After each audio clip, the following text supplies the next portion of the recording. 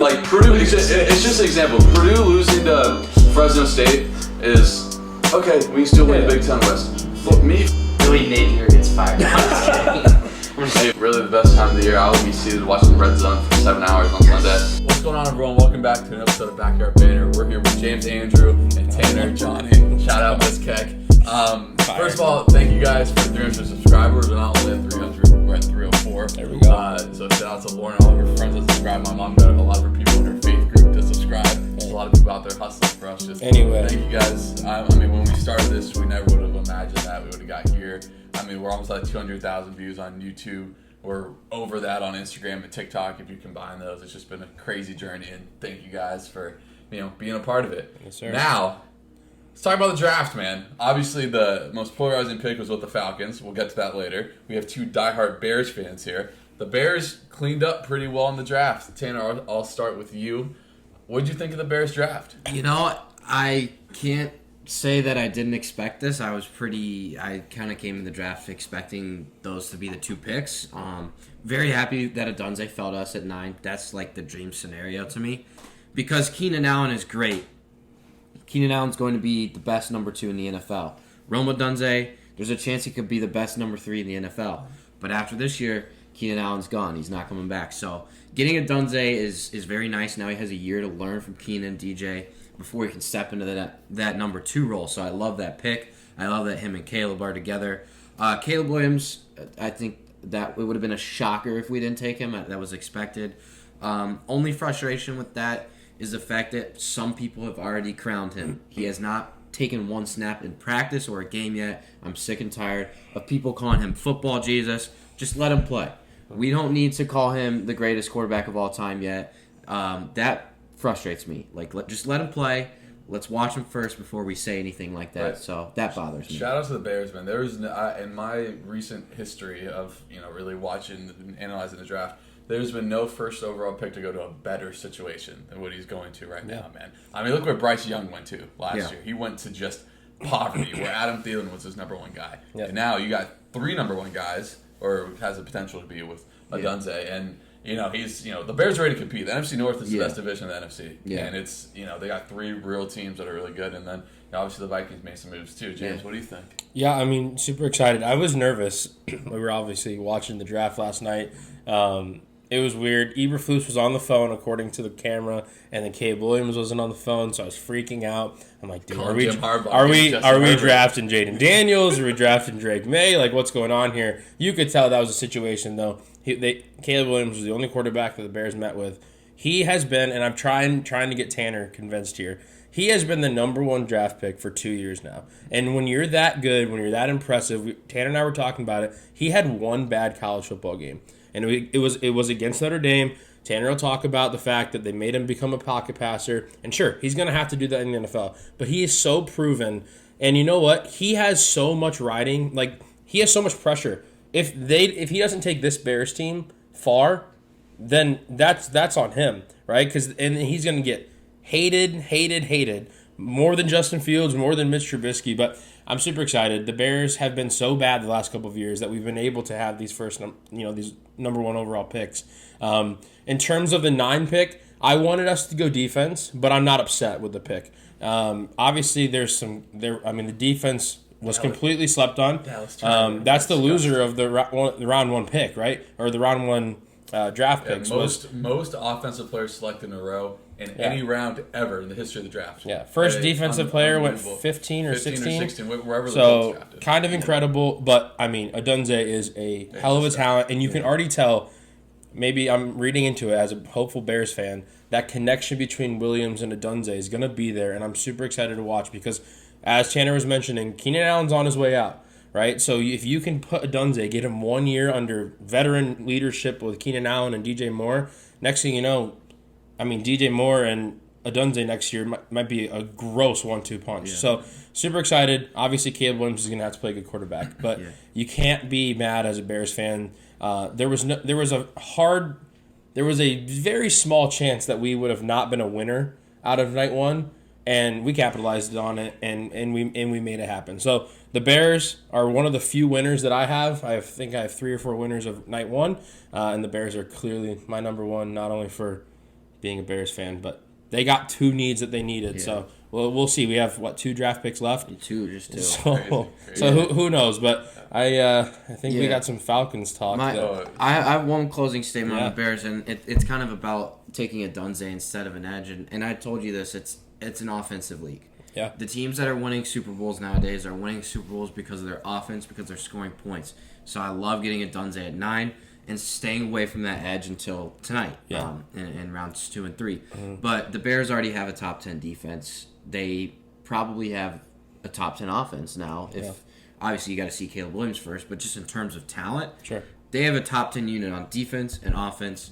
And it's going to be, I find it hard to, it's going to be hard for the Bears to not be good. Well, and it was a win-win, right? Because Yeah. if you look at the defense, if you would have had Sweat and Turner, thank you.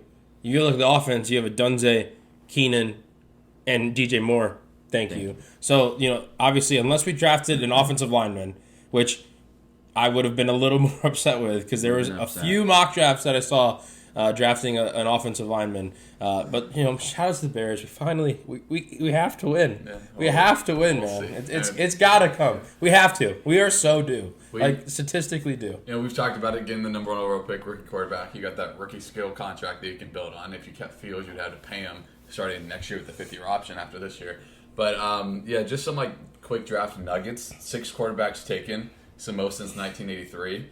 Elway was in that draft. Yeah.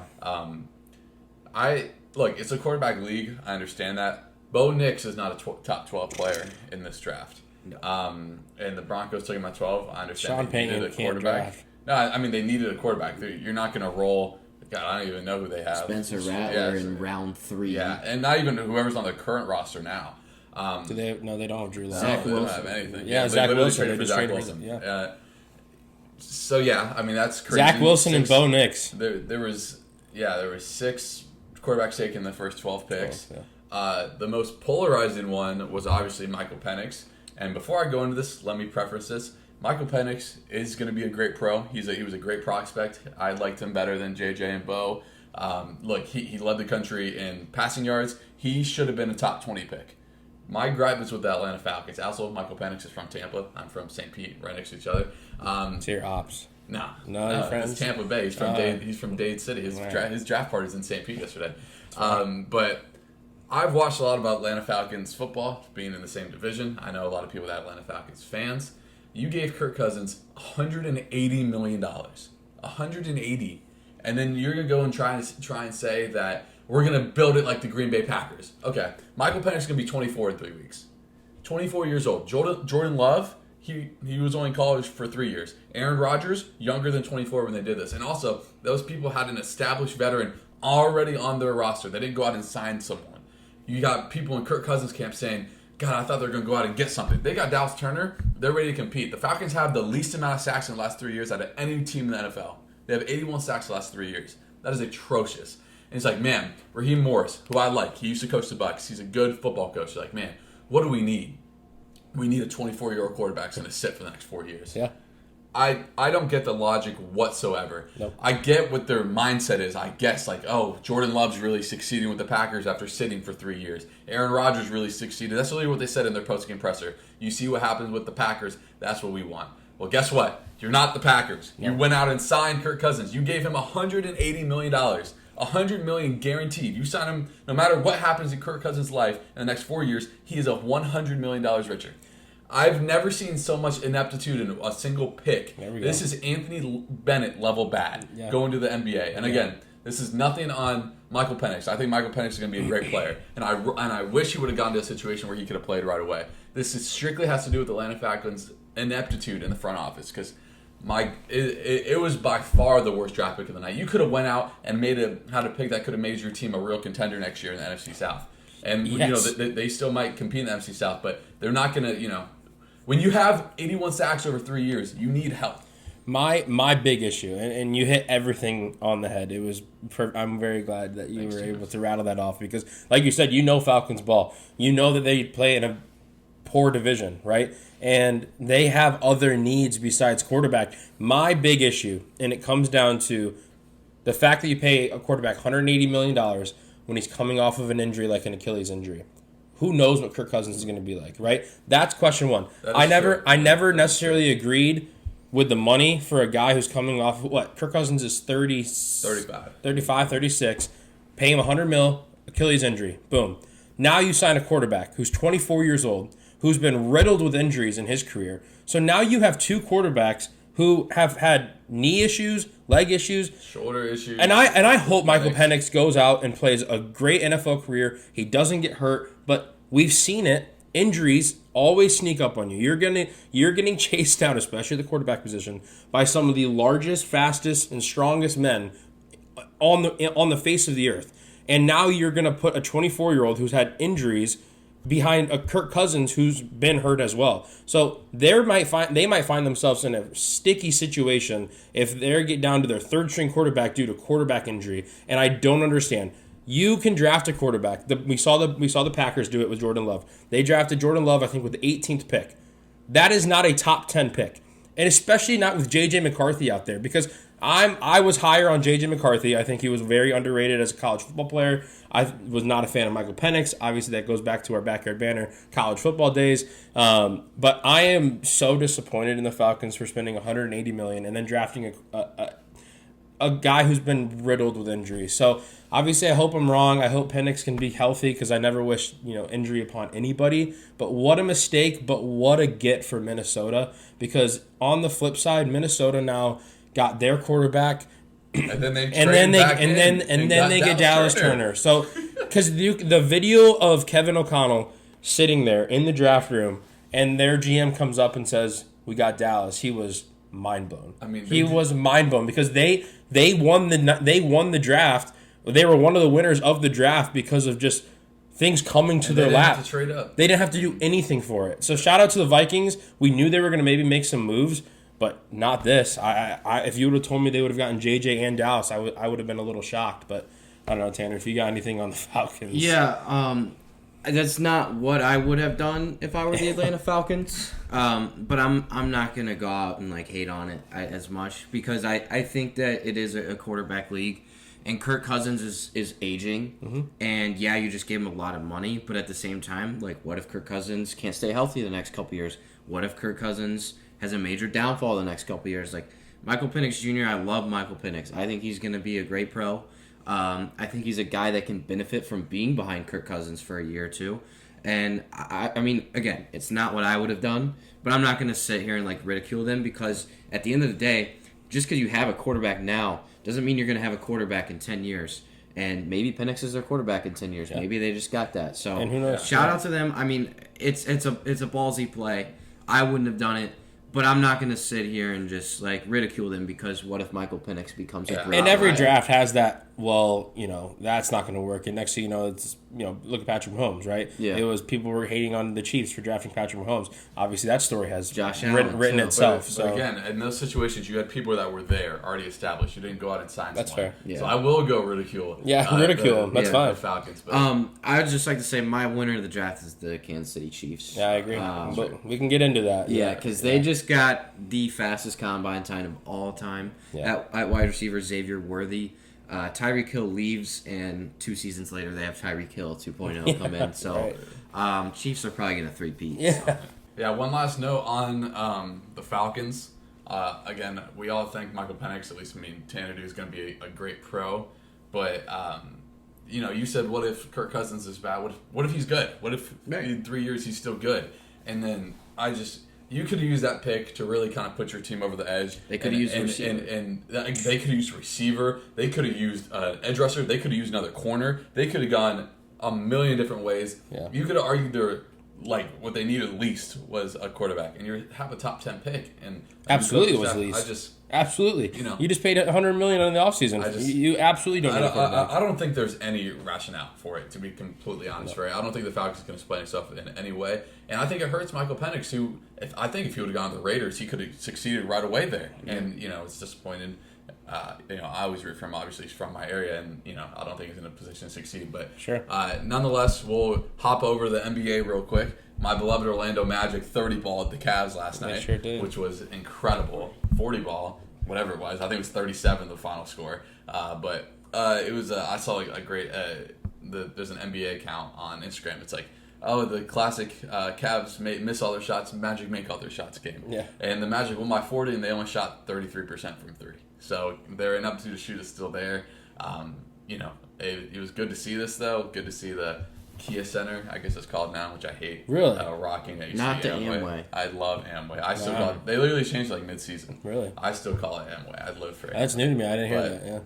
Yeah, and then so we don't have to talk about that series. Donovan Mitchell scored 13 points, and he's turning around. He'll turn around. We'll see. The Magic have held the Cavs under 100 all 3 games. Yeah. That defense. But it's exciting, right? When your team wins a game, it's obviously, like obviously. Now you have a fighting chance. Down to 0-3, but now Game 4 is pretty big. Yeah, it's a big game. Tomorrow at noon. They just keep screwing the Magic, which I understand. Like no one's watching the games. Was it on NBA TV again last night? Yeah. What are they doing? And if it goes to Game 5, I guarantee you that goes. Of course. TV. Yeah. Which I understand. Well, because of the other series. And you're gonna go put the Lakers, Knicks and Nuggets, Philly on NBA TV? Right. No, you're not. And we'll talk about the Nuggets Lakers. Lakers lost again. Again, Lakers are up 10 at the end of the first quarter, and the whole time I was like, they have no chance. Before yesterday, the only person that scored on their bench is Taurean Prince, and everyone knows how I feel about Taurean Prince on this podcast. He's a fine player. He can't play 30 minutes, which he hasn't been doing. He comes off the bench now, but.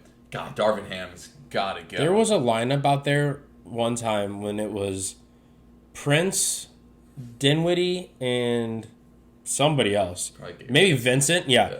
Awful lineup. Like, terrible lineup. I'm not sitting here and saying the Lakers have a right to win this series because they don't. Denver is unreal. But the Lakers were up. Next thing you know, Darvin Ham throws a 2-3 zone out. And let me tell you, that was the turning point for that Nuggets team because Darvin Ham, there's a video on Twitter right now of him at a timeout, and he's got the matchups out and whatnot. And he's like, we can post. We can put it in there because it is awesome. It's like if I were to look at LeBron and be like, you got to do this because I wouldn't draw anything, right? And LeBron's just shaking his hand. Yeah, he would write a name. The buzzer went off. He's like, no. Y'all just go play ball. Over there, and then he's like, all right, just go out there. It takes away your ability if let's say there's a miss, a rebound, and you advance it, and you have trouble getting it in. Right. Or maybe you take a quick 2. At the end of the day, like in the NBA, that's probably how most of it works. But not in the playoffs. Not in the playoffs. And I don't know if I should shout out to the Nuggets because they're gross. They are very good. But they haven't been that. The Lakers have beat themselves more this series than the Nuggets have beat them.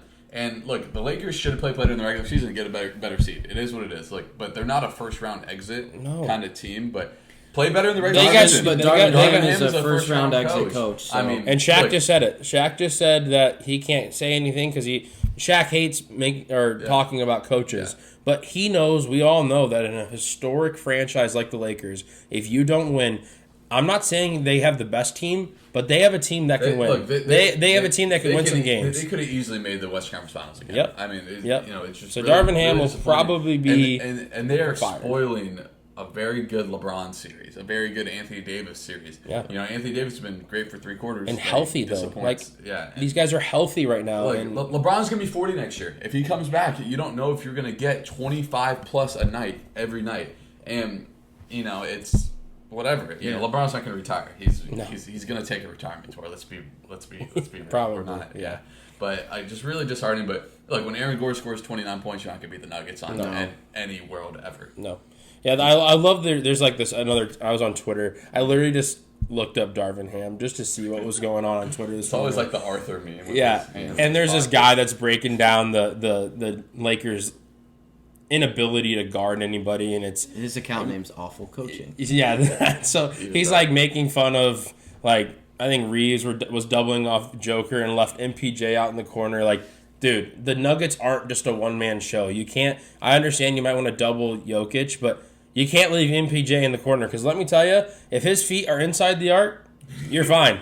His feet are outside the arc, it's going up and it's good. So, I mean, the Lakers, man, I'm kind of happy they're going to get out, but I mean, I'd like to see the series get somewhat interesting, but now 3-0, I don't even see it going gentlemen's. I think it's going to be a sweep. They've lost 11 straight to the Nuggets. I saw that, yeah.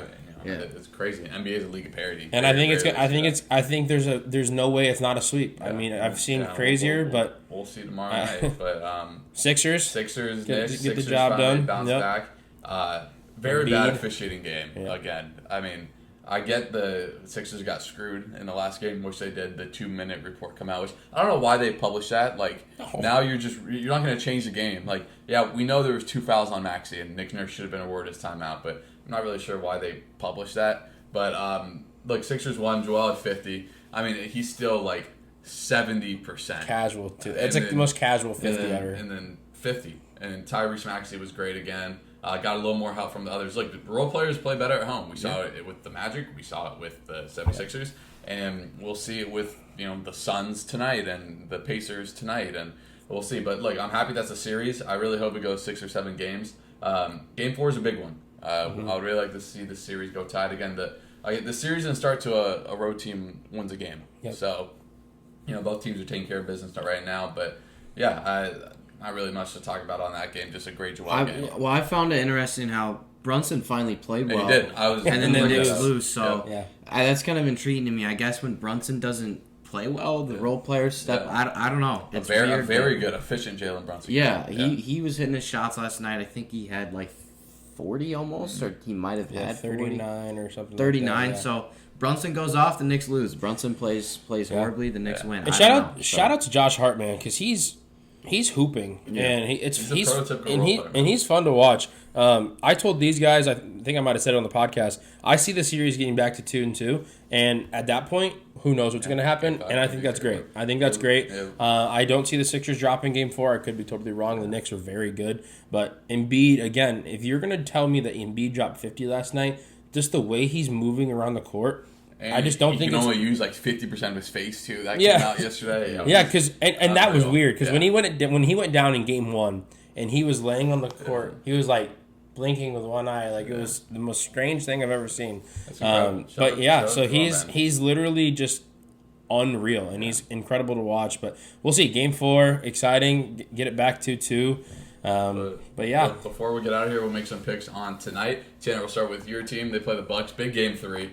Still no Giannis. We might not see Giannis the series, to be completely honest. Doesn't sound like it. Apparently, he still can't jump. Really can't do anything. But I mean, Tanner, he's jumping on the sidelines though. So whatever, we'll see. Yeah, it's gonna come down to can the Bucks find an answer for Pascal Siakam with no Giannis? Bobby Portis just cannot guard him, and I mean Pascal has been there, done that. He's won an NBA championship. I just saw some highlights from that Raptors-Warriors series in the finals. He played really well in that final series. So he's a guy that has a ton of experience. I expect him to keep going, keep putting up 25, 30 points every game. Halliburton's starting to shoot the ball a little bit better. He hasn't shot it like a ton still. He only took like 12 shots last game. But for the Pacers, it just comes down to hitting from 3. They hit from 3 in Game 2, and they won by 20. And now they come home. And their pace of play at home is going to be way faster. They're going to play at an even higher pace at home. That crowd's going to be nuts. I always joke about it, but it's true. In 49 states, it's just basketball, and in Indiana, it's life. There's nothing else there, man. So that crowd's going to be nuts. That crowd's going to be nuts. I cannot wait. But I think the Pacers win not only tonight in Game 3. I think they win Game 4. I got the Pacers going up 3-1. Might be a homer pick, but the Pacers on a neutral court without Giannis, I think are the better team. And now you get that home court advantage where they shoot the ball better, they play faster. I just don't see the Pacers losing these next 2 games at home. I do think the Pacers win in 6. I don't think they win Game 5, but I have the Pacers going up 3-1 this weekend. I can't wait. It's gonna be awesome. Yeah, I have this home series for the Pacers of being a split. I have the Pacers winning tonight. But I have the Bucks bouncing back and moving it back to Milwaukee 2-2 because I want it. I want these series to be great all playoff series long. Miles Turner for me was a guy that it was nice to actually see him play some solid basketball in Game 2. He not like he went off or anything like that, but he was at least hitting the rim. In Game 1 he looked like a guy that forgot how to play basketball there for a while. So I think Miles Turner is a big X factor for me. I love watching him play. I love watching a big guy that can shoot it a little bit. So I like the Pacers tonight a lot because I'm just so confused with Giannis because I think it goes back to the scary injury. Like, do we want to rush this? Is there a reason to rush this? Like, I think tonight's a huge game for the Bucks. I think if you win this game, you give Giannis more of a break. Very good points. But if you lose, then it's like, hey, we might need to speed this up because we might need you for Game 5 if we're down 3-1 or whatnot. So we'll see. I like the Pacers tonight, though. I like the Pacers tonight. I like the Bucks in Game 4. I think they'll split. It's going to be rocking tonight in Indianapolis. They waited a long time for this. It's going to be a lot of fun there. I can't wait to watch it. Second game is the Clippers-Mavs. We'll do a quick pick on this. I think this one will also go back 2-2 somehow. I think Kawhi had a feeler-out game. He was 0 for 5 from 3. Didn't shoot it well. I think the Clippers win tonight. I think the Mavs win Game 4, and we'll go back to LA 2-2. Yeah, I agree 100%. totally agree. I think they're going to trade every game in the same exact order. So I'm going to say Clippers take Game 3, Mavs take Game 4. I agree. I like it. And then we'll go to the team that probably needs to win tonight more than anybody. The Suns have to win tonight. If they don't get out of the first round, if they don't win a game, it is the biggest failure really ever. They don't have a future until 2030. I mean, they have nothing. And now Grayson Allen's hurt, who we don't know the status on him. They need more to Bradley Beal. I don't Bradley Beal went to Florida, so obviously I'm a little bit of a homer, but he's always just been a good scorer. You know, he's never really had success in the playoffs. He's always just been a really, really good scorer. And now they need more out of him. They need him to guard at a high level. Devin Booker has been atrocious this series. They need him to be better. KD's going to be KD. I think the Suns win tonight. I think they lose Game 4. I think Minnesota's going back to Minnesota up 3-1. What really made me upset with the last Suns game is Ant didn't even play well. And in fact, he played bad. I think he had 15 points. Yeah. And for Ant, that's not good. We literally just talked about him on the podcast being Michael Jordan's son. So, you know what I mean? It didn't make any sense to me how the Suns can... whatever. I think the Suns bounce back. But, I mean, at the same time, if Anthony Edwards starts hooping, then good luck. I mean, literally best of luck. Yeah, the Suns definitely need it. And I was high on the Suns entering the series, but I've thrown that pick into the trash. He's off. I'm off that. He's off. I think the Minnesota Timberwolves can sweep this series. If not, they'll win it in 5. And to me, the Timberwolves taking care of a Suns team like this in this fashion, if they do end up doing it's that, impressive. Shows me that they can win the NBA Finals. I agree. Yeah. So, well, we'll see. That's all we got today. We'll be back sometimes next week. Not exactly sure on the day next week. It's our finals week next week. It's our last in-person podcast next week ever. It's crazy. Maybe we'll have one more sometime this summer. A little reunion. But yeah, so we'll do something special for that. Appreciate you guys. Leave a like. Comment what you guys think of the Falcons pick. Who's going to win the NBA championship? The Bears. The NBA championship. The Bears. I'm just shouting out the Bears. I was going to say, but and we'll see you guys next week. See ya. peace.